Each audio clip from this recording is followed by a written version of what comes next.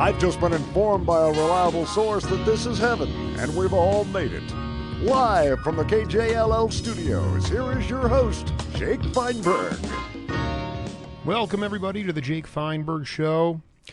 It's a beautiful Saturday afternoon. Happy Mother's Day weekend to everybody here in Tucson and all the people here at the Jolt.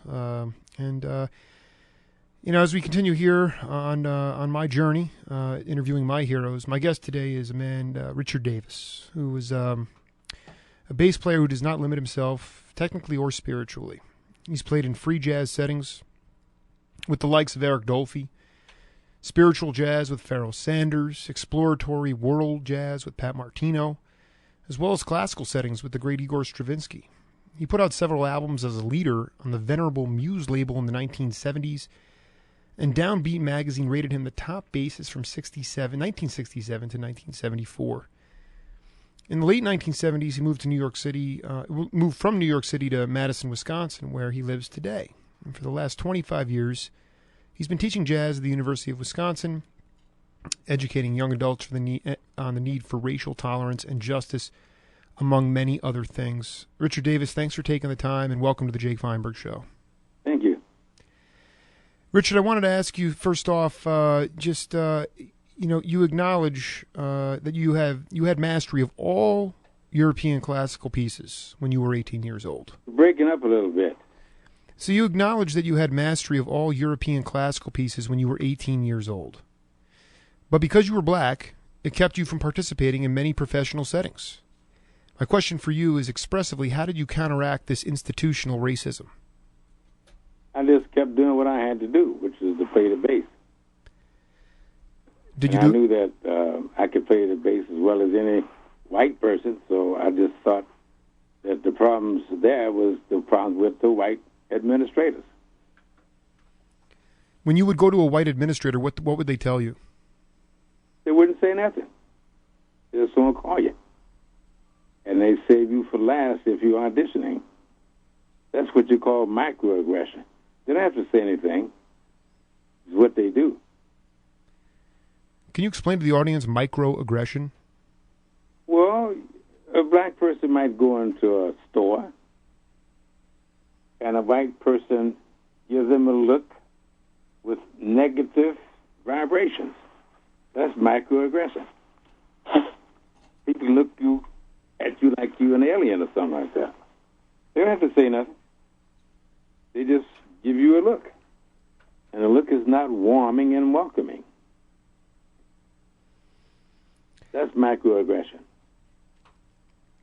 But Are you there? Yeah, I'm taking it all in. There are many forms of microaggression. Yeah, can you go on the level of microaggression when it came to music? It was just not returning your phone calls. You were reaching out and they would not return them. You audition for something, and nobody tells you what the results of the audition was.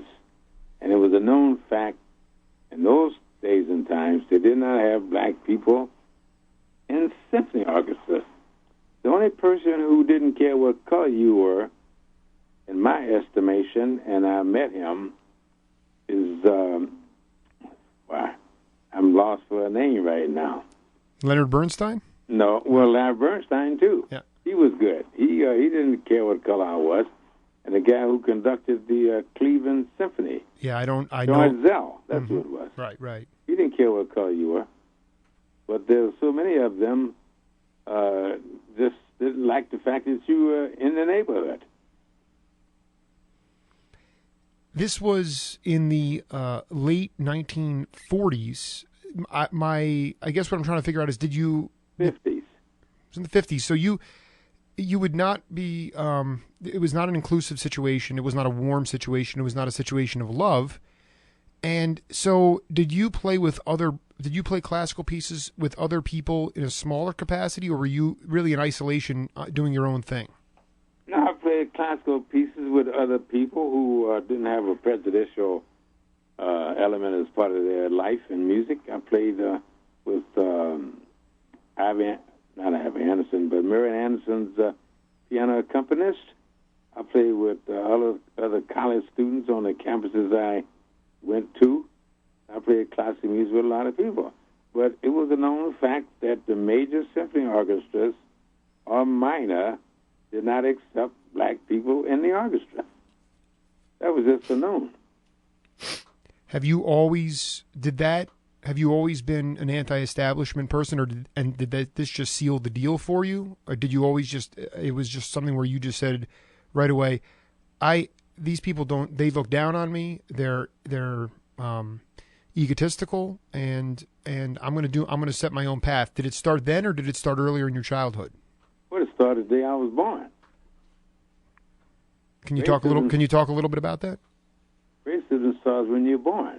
There are kids nowadays who are just entering preschool, and they already have a prejudicial attitude about the race situation. If the kid is white, he knows that he's accepted and better than the person, or the kid is black. If the kid is black, he knows when he goes to school, already he's considered not desirable. This is preschool. And they're doing studies now that are telling you that it happens even before preschool. So I knew at 3 years of age that I could be lynched if I ever looked at a white woman. So you grew up with knowing your limitations, your where you're not supposed to be, and people remind you of where you're not supposed to be. That's very, very overt. And some people who have this prejudicial attitude or attitudes hide it under what is called covert racism. They try to act like they're okay with you when they're not. And those are the surface conversations that you sort of wink and nod and smile, but it's really they're just waiting to get out of there because they're that uncomfortable because of the color of your skin? I don't wink and smile. I don't do that. I know you don't, but when you say covert, it means that they're putting on an act. They're putting on an act. Right. Only because you're black. Because they have a problem with that, because they have not been raised in a society that promotes equal justices. That's a 500-year-old tradition, and they don't look at you in the sense of being a human being, and never as an equal, because they've been taught all their lives that they're better than you. I want to tell you, I'm 33 years old. I was born when you moved to Wisconsin, and I don't feel that way. And I don't. In what way? The way you're describing, when you use the word they, you talk about they as... They is a great majority of them, not all of them. They are very, very good, fair, white people. And there's not enough of them to make the difference in this whole society. But there are many white people who have given their lives for the justices of everybody being treated the same. So you're not included in that. Don't take it as a personal thing. There are many, many white people who have sacrificed their lives for justice toward people who are like me. Go back and look at your history. Even back in Abraham Lincoln's time, General Grant was an activist in promoting social justices. Look at all the white people who put their lives on the line for black people in the 60s during the Freedom Riders. Matter of fact, you should see the program that's going to be on public television on the 16th of May. There are many white people who sacrifice their lives for black, but it's saying that there's not enough white people who think in the right direction. That's why we're sitting here now talking about racism. Well, I just want to go back. I wasn't taking it personally. I was actually referring to all the work that you're doing now at the university, because it sounds to me. I just wonder, when you look at the younger generations, do you see more tolerance? What, younger generations of who?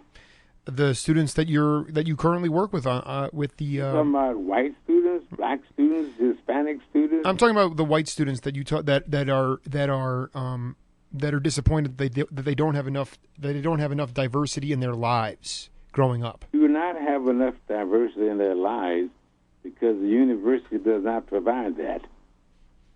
They think they're doing something, but what they're doing is like one grain of sand on a beach.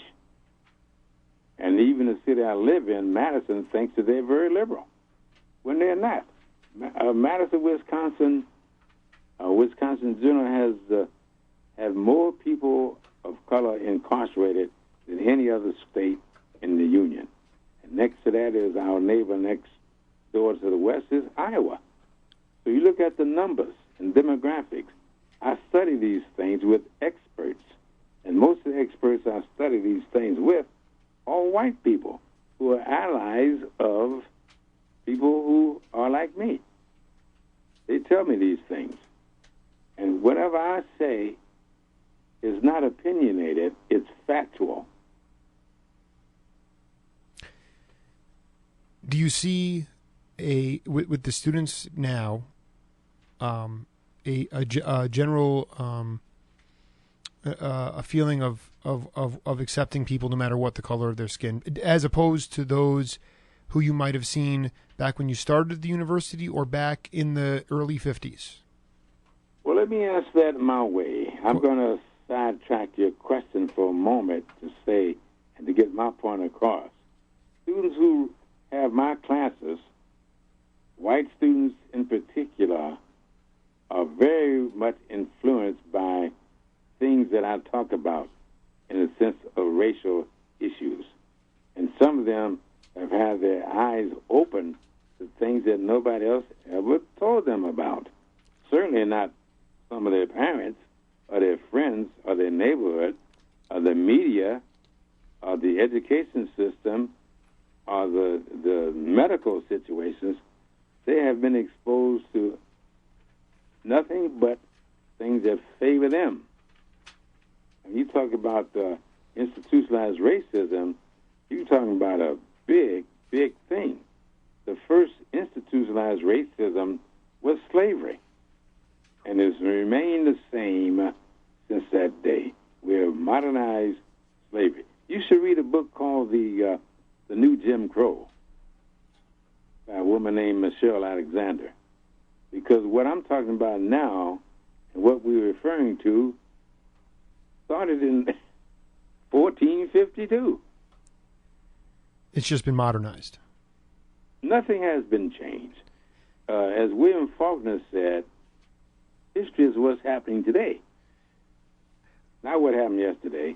And you can look through the recycling of historical decades and notice that what was happening then is happening now.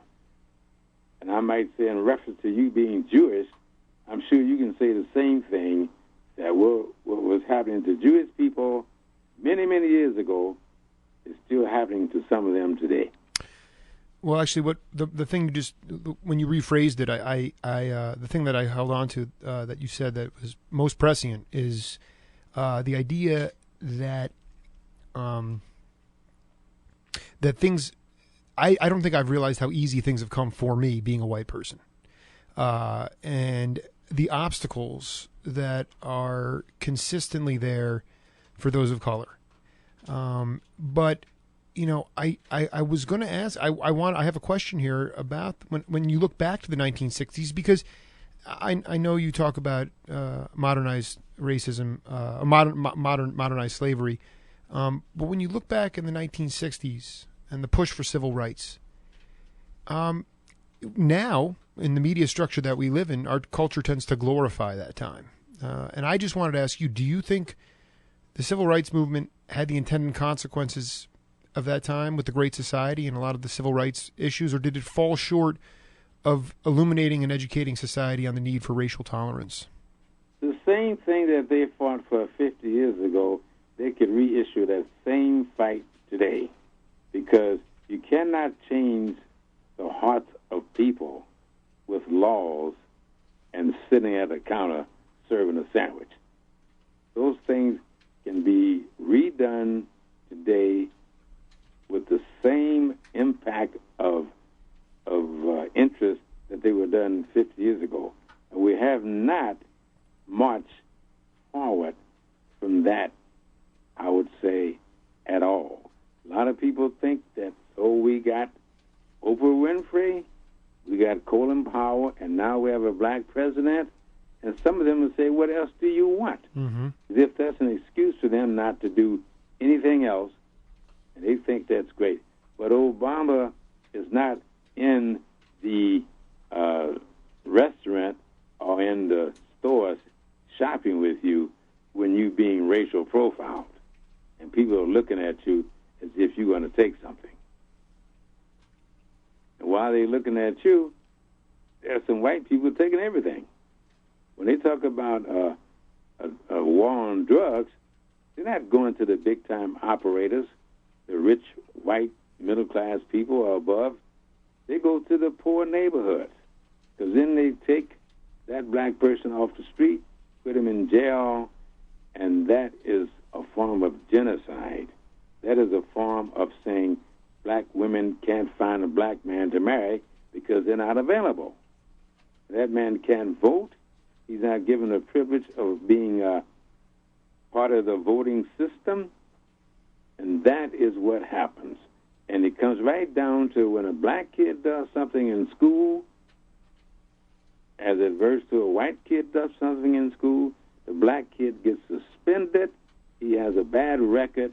The white kid is just addressed as a little slap on the hand. And that is so evident. And I have talked to many white teachers who tell me that's what they see today.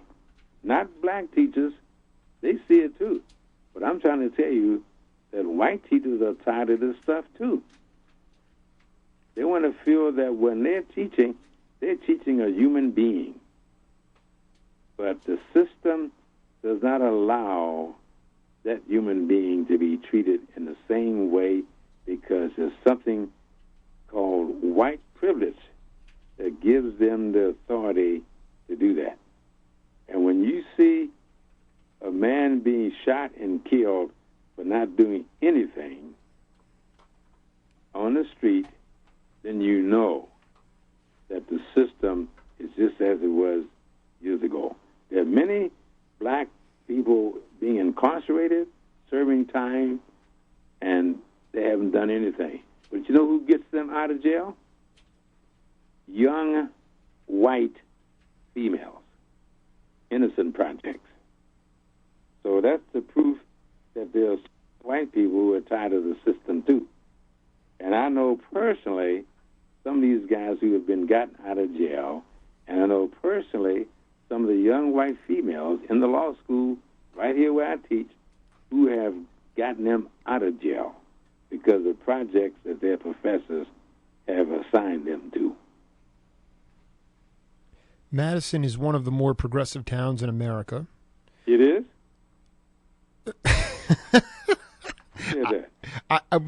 That's Jake Feinberg talking. What? That's Jake Feinberg talking. That may not be true. Let me get through my question here. Well, where do you get your facts from? Well, okay. Well, number one, anybody. I have many, as you would say, experts. That have gone to Madison and just talked about. It's a college town. So as opposed to maybe Tulsa, Oklahoma. Let me say it like this. I'd like for you to name those experts and tell me who they are. Okay, no, okay. Where do they get that information from? Because they go there for a weekend, they catch amazing live music, they go to the bars, they party a lot, and they see a lot of diversity. So, therefore it becomes, and you see the demonstrations. No, what they're seeing in comparison to what is really happening is nothing. You're going to come to a town for a weekend, go to bars, and go to this and that? Why don't you visit the South Side? Why don't you visit the people who are impoverished and people like that and ask them what they think of it? Let me ask you, Richard, if this is one of the things I want to do. If Jake Feinberg, a 6-foot, beautiful Jewish man, walked into the projects, how would I be received? If I went in with the most pure intentions, how would I be received? Why don't you go and find out? Let's not be assumptive and be theoretical. Go there. If you are wanting to be there, go there. Because people who have a lot of confidence in themselves and with good intentions do go there. It's the people who are afraid because of some stereotypical history will not go there. There are white school teachers in Madison who will not go to the South Side to go to the grocery store. And then when you say, have you ever thought that you are living and you are perpetuating and making a myth sustain itself by not going there? Whenever I go to the South Side to shop, I live on the South Side. When I go to the stores, I see more white people in there than I do black. But the idea is that a white person is saying, don't go there. They don't know that they are already there. They're afraid to go. And they'd rather live in this falsehood than find out the truth for themselves. That's where what I call taking the risk. If you don't take the risk, you remain ignorant because of the fear. And that is one of the things that I preach at my house twice a week.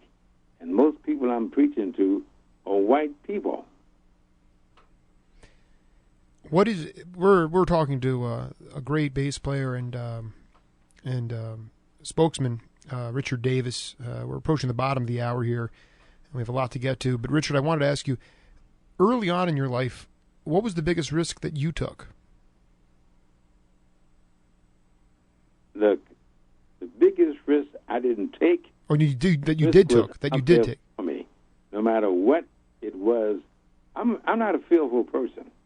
I don't fear anything except spiders. But I do not go a day without knowing I am risking myself to be looked at in a very negative way. When I walk down the street, when I get up in the morning, I know there's a potentiality of something happening to me that is going to make me know that I am a black person. I have utter confidence, I have high self-esteem, and I know what to do with those situations. But the situation is out there. I asked a woman on the street once when I was lost in a town in California, I just wanted to know where the nearby grocery store was because I had to catch a bus. And I wanted to get to the store, a very good neighborhood downtown. And I said, pardon me, miss, would you? And, man, she looked at me like I was going to slash her throat. I didn't want to say anything else to her, like, I'm sorry to bother you, because the next thing, she would have been screaming. Now, she's been led to believe that this guy is a dangerous person. Even at the university, when I first came here, there was a white student who worked for me as a student help. And after 3 years of working for me, she had another office where I'd go to and give her assignments. She said, my mother messed my mind up. I said, what's wrong with you? What are you talking about? She said, if ever I was in a room with a black man in a small place, I would be raped. Now imagine this woman, I've been going to this small room with her for 3 years. Richard, if you would, just please hold the story. It's wonderful to just hang tight. We're going to go to a hard news break, and we'll come back and we'll do a whole lot more, okay? Yeah.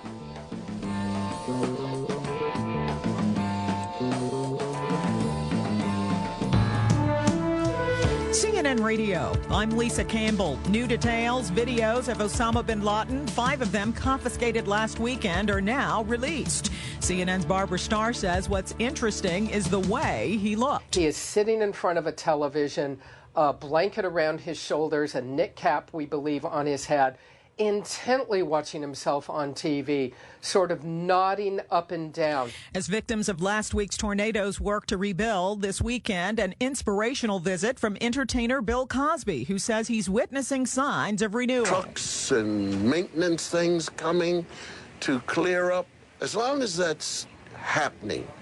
And I think people have learned from Katrina that this is reality.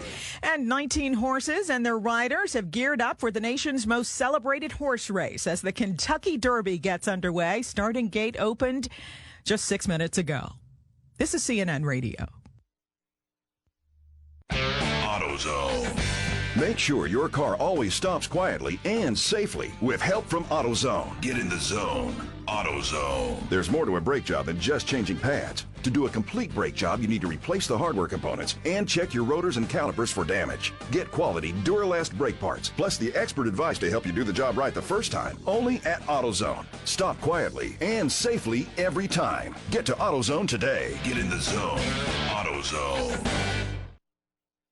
Where are you going? To kill the weeds. Whoa, don't kill the grass too, like you did last time. Hey, wise men make mistakes. They just don't make them twice.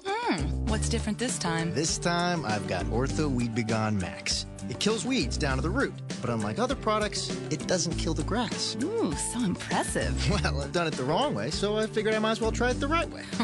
I'm all for that. Kill the weeds, not the grass. Get Ortho Weed B Gon Max and defend what's yours. When you're shopping for a home at Wells Fargo, we're with you. That's why we created the Wells Fargo Priority Buyer Pre-Approval. Come in, sit down, and talk with a Wells Fargo home mortgage consultant, and we'll let you know the mortgage loan range for which you could qualify. A Priority Buyer Pre-Approval is a great first step to help you start looking at homes within your price range. Wells Fargo. Together, we'll go far. A Priority Buyer Pre-Approval is not a commitment to lend. Please call for additional program details. Wells Fargo Home Mortgage is a division of Wells Fargo Bank, N.A., member FDIC, equal housing lender. Here's another question from the Geico Savings Mailbag. Susan from Miami asks, do you believe virtue is its own reward?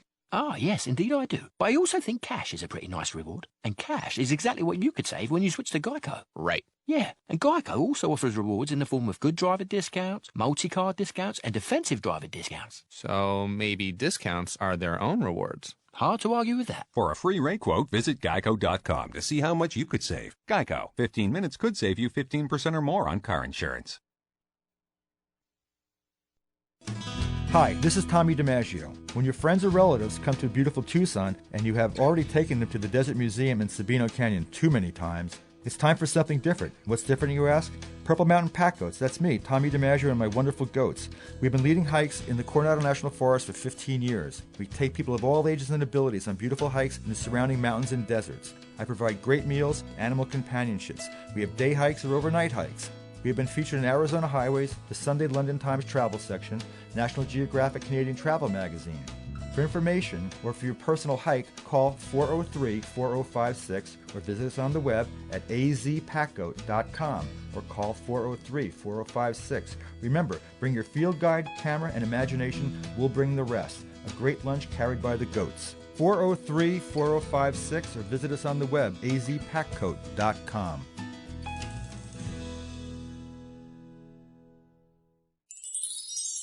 Folks, this is Jake Feinberg. Every Friday night I get takeout from Bai Tong Restaurant, which serves Tucson's most authentic Thai cuisine. Pad Thais, fresh vegetables, and spicy Penang curry are my personal favorites, but every meal is sumptuous and cooked to order. Located at 4853 East Speedway Boulevard, Bai Tong serves compelling and affordable lunch specials as well as a full dinner menu. Bai Tong has ingratiated itself with the community by providing a peaceful environment to enjoy a meal with friends and family. Open weekdays for lunch 11 to 3, 5 to 9:30 for dinner Sunday to Thursday, until 10 on Friday and Saturday. So come down to Bai Tong Restaurant at 4853 East Speedway Boulevard to experience a taste of Thailand.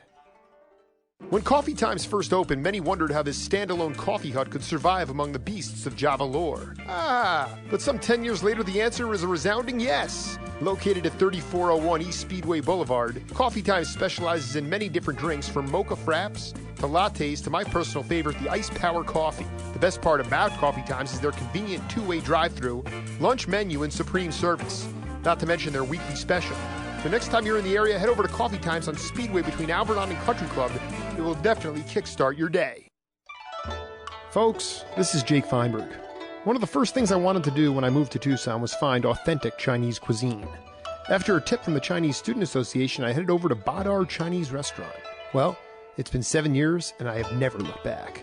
Located at 7321 East Broadway Boulevard, Badar has been a family-run operation since 1992. The award-winning chef produces succulent dishes from sizzling ginger chicken to salt and pepper shrimp.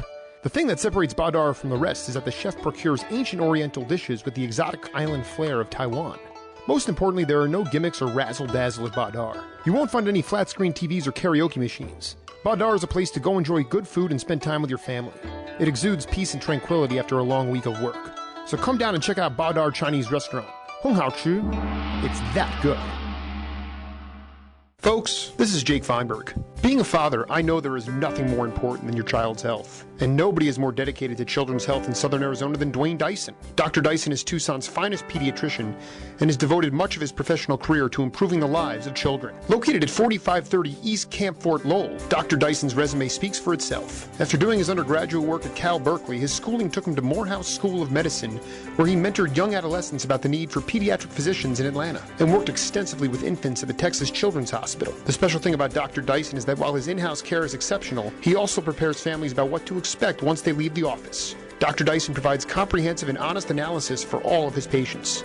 Dr. Dyson and his family live and work in Tucson because he knows how vibrant and diverse the community is. He is committed to procuring a robust family health center that can instill trust and alleviate the concerns of parents. Like I said, his resume speaks for itself. For more information, check out DysonPediatrics.com.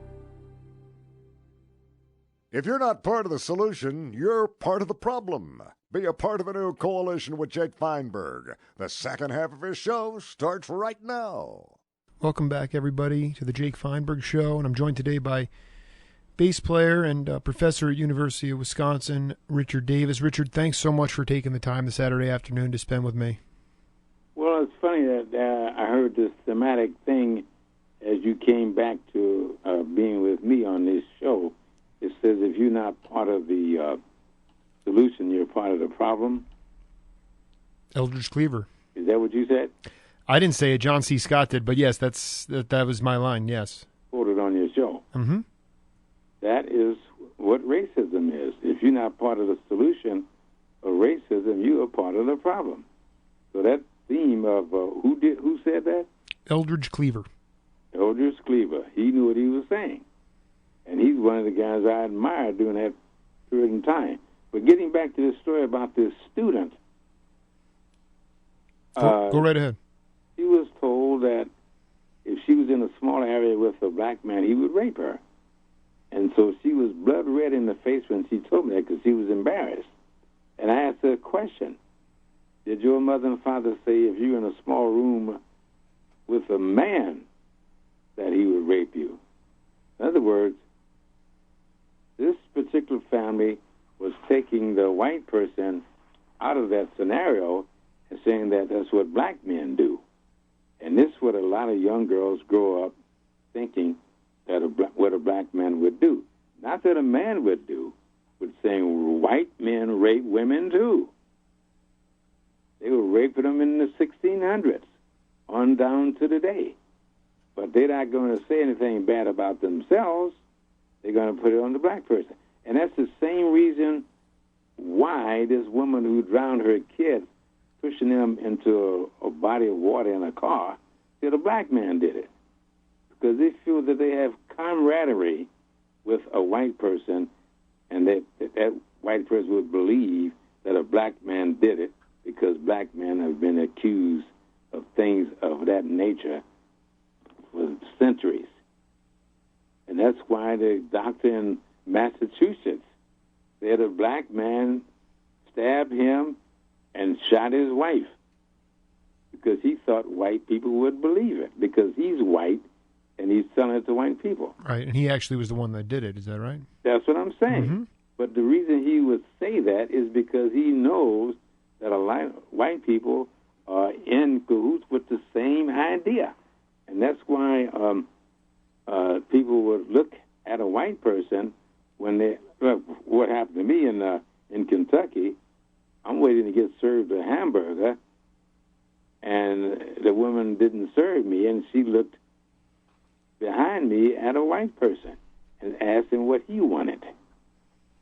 And he said, I'm sorry, but this gentleman was in front of me. She expected him to give her his order. But he was a fair person, and he said, this man was in front of me, and his kids are with him. They're watching this. Those kids know that somebody's in front of you gets served first, black or white. That's what I call an ally. But the white woman who was serving turned blood red because she did not expect a person who looked like her to stick up for a person who looked like me. That is blatant racism. Do you? Let me see. At this point, do you feel that what are the biggest things that are? I guess here's my question: is it that white people are, or the white race is insecure with themselves and are looking for a scapegoat, and it's easy to place blame on a minority or somebody who has the different color skin? What can you? Why intrinsically is in human nature, like you said, it's gone back hundreds of years. Why is it like that? I would rephrase your question. You said white people. I say some white people. Okay, some white people. That's something that has to be carefully addressed. Or powerful white people. What? Powerful white people. Well, they have the power because they have the money. That's what makes the institutions. How many banks do you see named after a black person? How many CEOs do you see in this country? How many doctors in this country? So it's all structured. It's not by random. It happened in the middle class white people was developed in 1942. It was made to happen. In 1781 is when they consider themselves white. And because they consider themselves white, that is what they consider themselves to be, Americans. They had nobody in mind like me. I'm a bit off track right now with this conversation, but I'm just reminded about the fact that the middle class got to jump ahead, and they're still ahead. It will never be changed or rectified.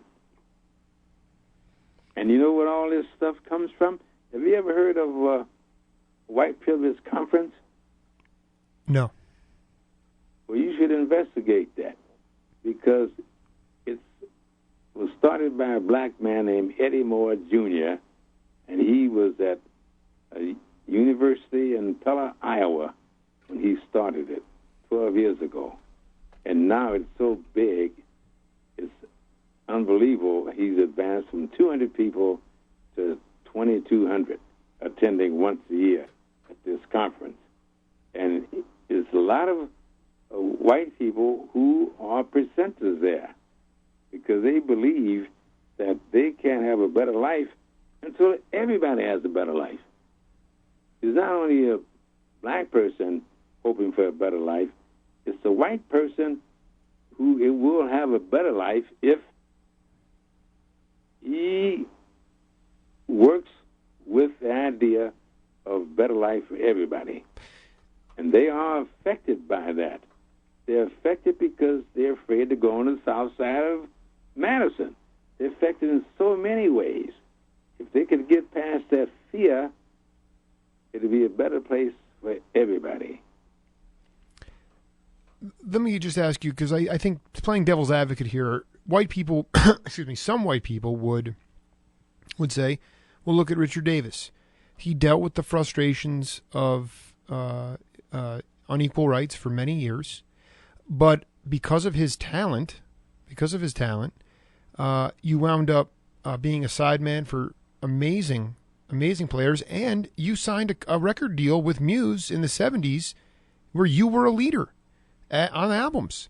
And some white people would say that is the problem, is that with the black culture, is that there's just not enough go-getters out there. That if you look at Richard Davis as an example, somebody who was motivated, who had pitfalls but got back up, picked himself up, and kept moving forward, and now you're an accomplished person today who is speaking about a variety of issues, they would say that's the American dream.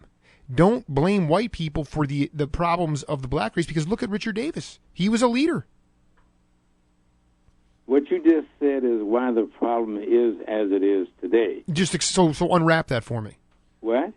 If you would, extrapolate. Tell me why that's the problem.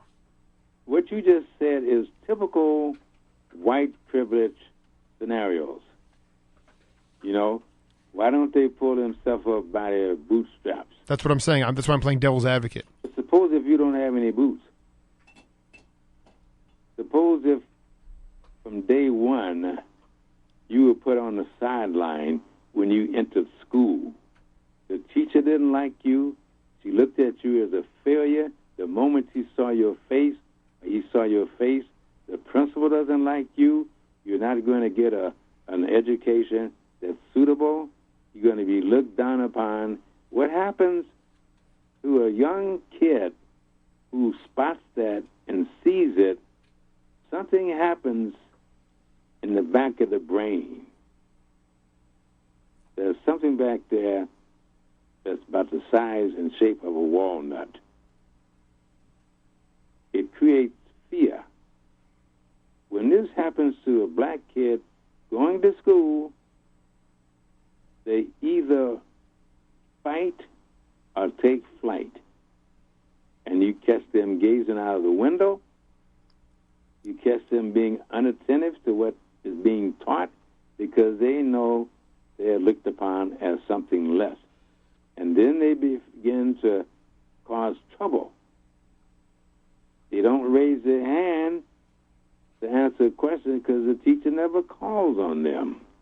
They don't bring show and tell to school because the teacher is saying, we don't do that here. Because it's not in her culture, she frowns on it.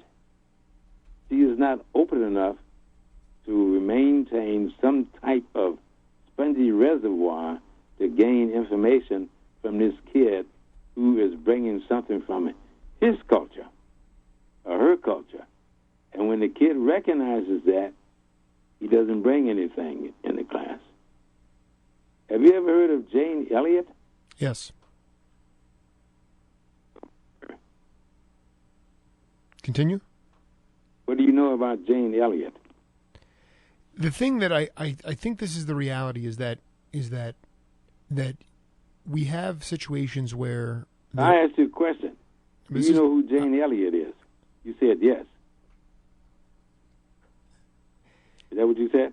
I said yes, but this is my show, and I really it's not. This is not a lecture towards me. I want to ask you because I really believe that in reality, this is that what you're saying to me today.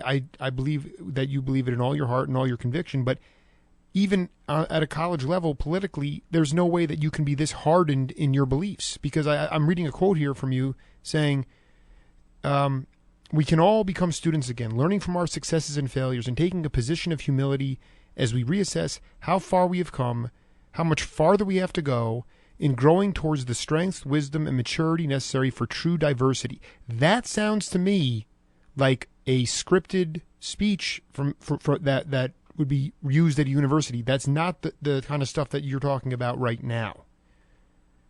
There's nothing permanent. Things change every day. I would make that same statement today.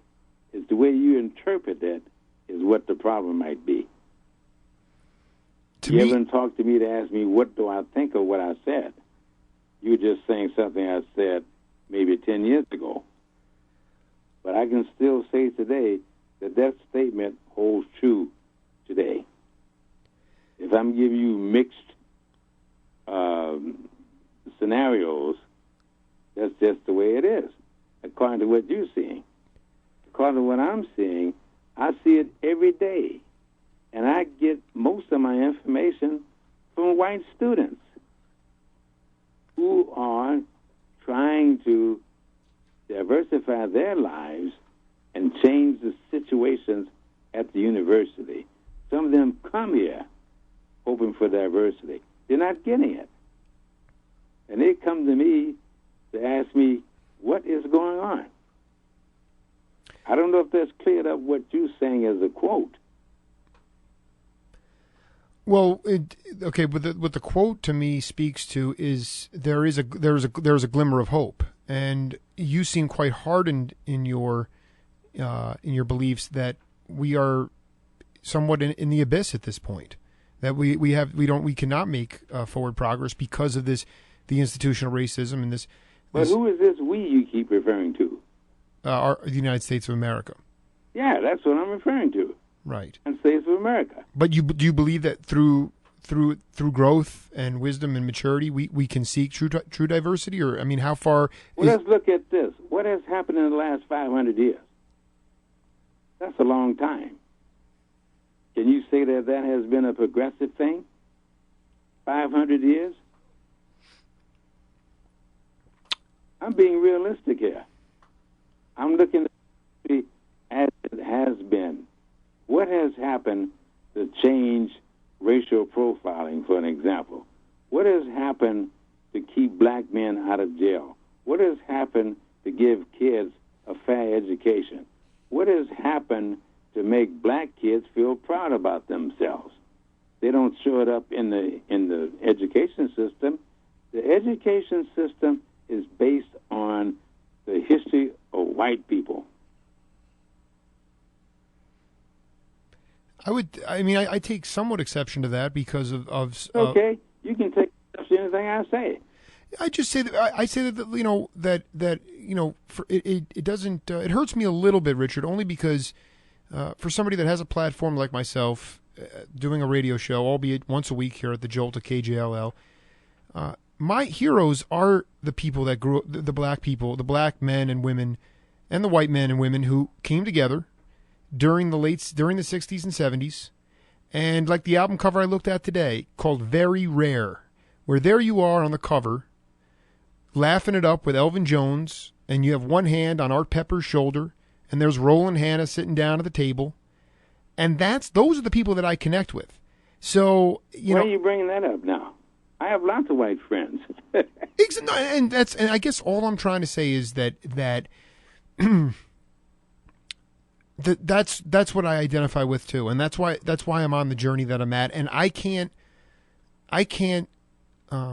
not going to pretend to sit here and say that I have experienced any type of institutional racism. Let me interrupt, Jacob, because I imagine you only have about 5 minutes left with this, right? We're about seven minutes or so, yeah. Let's say it this way. You give me a personal thing about your life that you hurt. Well, the pain that I am representing here is a monumental situation. It's the pain of what people of color go through. Look at the Native Americans. They had their land taken away. They had their Wall Street taken away. They've had all of this taken away. If you go to any history book and study the history of colonization, there have been so many continents taken away by white people. What you're talking about is a little personalized story of seeing me with friends Art Pepper and Elvin Jones. I'm talking about something that's monumental. You talk to Native Americans about their land. I work with them every day, sir. I know, but so what? But are you conceiving the hurt that they have? No, I don't. No. Are you conceiving the hurt that they have? The hurt that you're talking about is hardly worth mentioning. Let's talk about the general populace and the hurts that people are going through. Again, that's fine. I am not. I agree that the racism that you've encountered is monumental, but I also don't want to minimize my journey as well. Well, let's say that I'm not in the form. I'm not in the. I don't debate with people about racism. I give them the facts. They take it for what it's worth, and that's it. And I don't want. I mean, this has been an enlightenment for myself. But I guess I also have to ask you, with the students that you're dealing with in Madison, again, we're talking about upper middle class white students who are coming to become more diverse in their lives. That to me, these are not people that have, again, do they really have the pedigree, or do they have the makeup to understand how monumental the racism has been for the black culture? Because they've never had any challenges in their lives, so to speak. But I am telling them that there are challenges. I'm telling them something that they haven't been told before. And they are very honored that they're learning something about something that the establishment didn't teach them, because they want to keep this status quo. Keep it like that. Keep white privileges amongst white people. They don't want to share that with any person of color. And when the students learn how much they have been blindfolded by this history of white people, they go back to their universities and colleges and high schools and say, you never taught me the reality of my place in the world. There's noted books on this where white students will go back to their high schools and say, what was all that crap you were telling me, and why didn't you tell me the truth of what's happening? They are angry. And you're talking about angry black people, it's the white people who should be angry. They've been duped.